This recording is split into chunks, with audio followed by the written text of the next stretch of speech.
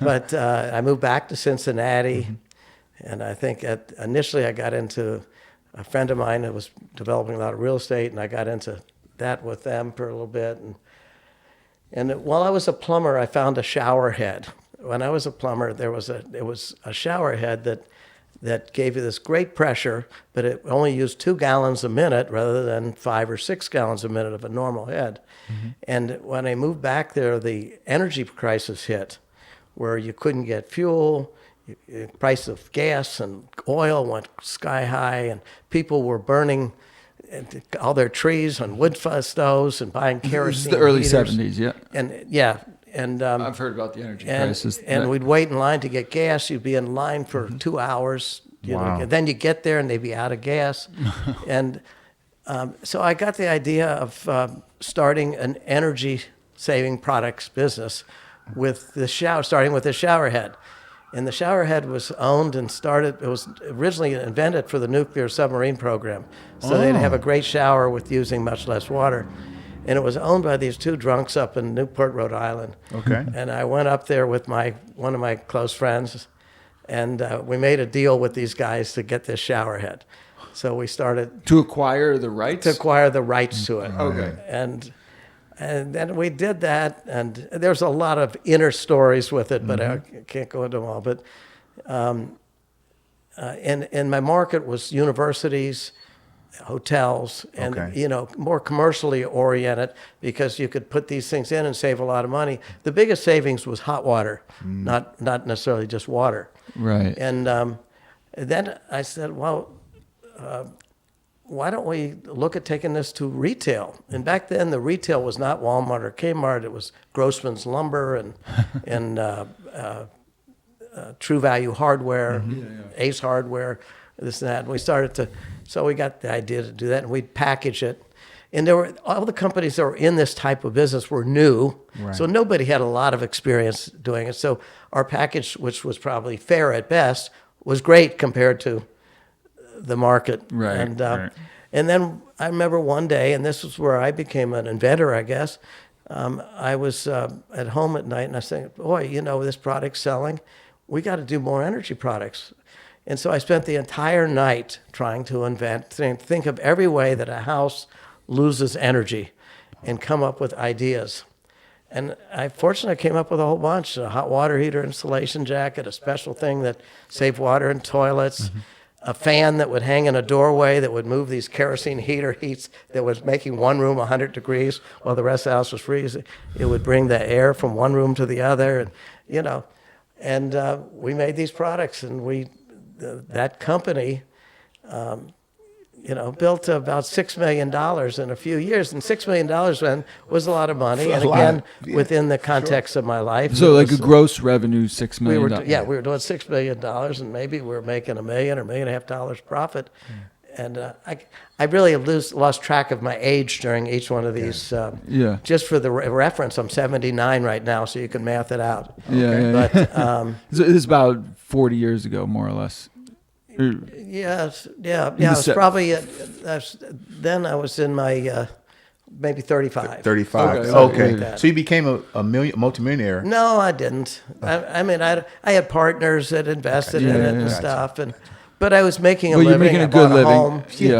I became an adult. I became financially. I love that. And then you wind up selling the company.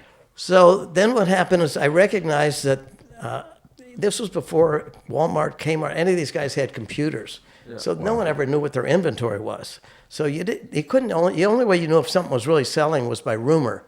The buyers would hear from another store and this and that, this thing's flying, but I would go to the stores all the time, and I noticed that 2 things were happening. One, the price of energy was dropping, and the sale of these products were slowing down. Okay. Even though the buyer didn't know it or whatever. And I went back to my partners and I said that I'm concerned about this. And I had already come up with another idea that I had to present to them. And at the time I had my oldest son, who's now 49, was 6 months old. So it's kind of gets you some numbers to math out when we were. And he would crawl around the kitchen and he'd bang his head against a kitchen cabinet or this and that. And I said, boy, if I could make a playpen type of product with netting and steel tubing that you could bend into any H-sided shape and just stick it in the kitchen, and he could crawl on the floor around it and not hit anything, and it'd be safe, and it could fold up and weigh nothing, 6 pounds, like a little suitcase you could carry anywhere. And I thought, boy, that'd be a great idea. And I think what put the pin on is I was at a show, I think the hardware show for the other energy, and I came up with the name Crawl Space. And I said, and when I came with that name, I called immediately my patent attorney. I got that filed, and I decided we're going into business because that was like the magic. So you transition. So you own this energy saving business, and then you say, "I see the writing on the wall. Right. Cost of energy is going down. This isn't sustainable. Right, so we're not that. transitioning to the baby safety business, or the baby playpen."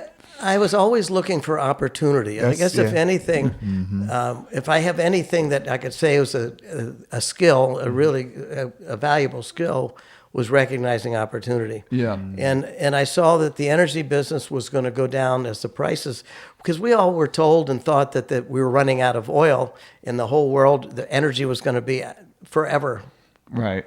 too expensive. And then we saw that turned out that we were not running out of oil, and whether it was a fake or not, I don't know. But I saw that the price of oil was coming down, and this means this whole energy-saving products business was going to eventually go away. So when I thought of this baby product, I went to my 2 partners, and I told them about it. One of them said, whatever you think is a good idea, we should do. And the other one says, we invested our money in energy, and we should stay in it, and this and that. And I blew up. And I said, Fred, that was his name. He's still one of my closest friends. Okay. But I said, we can't. We have to do this. The other one's going down, and we have to do it. I don't care which.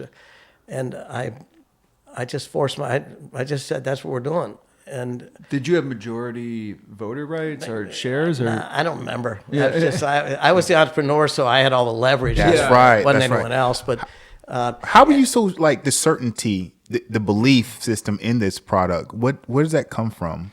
well, it was at a time also. I don't know if you guys are too young, but they used to have wooden scissors gates. They would expand wooden gates that were crisscross, and they were very big for 100 years. And they even made corrals of them that would be circular. And they had a bunch of deaths, a bunch of babies that died, got their heads caught in between this, and they were dying. So they were being outlawed. So at the time that I came up with it, I also knew about that. And I said, what an opportunity this is. If we can make this, it provides this whole replacement for this. And there was another thing with it, and that is at that time, the juvenile products business didn't package things. They'd sell, cribs and gates and all these things in brown corrugated packaging, and that said playpen, things like that. And I said, why don't we? This thing involved a box that was about a 2-foot square or something like that, a little bigger maybe. And I said, why don't we put a big label on it, a big color? Let's take a photograph and put a big label on it.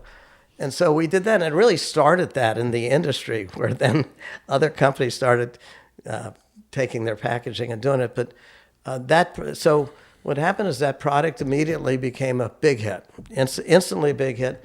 And then I got another idea from another baby, or maybe it was the same baby, where when I put him on the floor in an infant seat.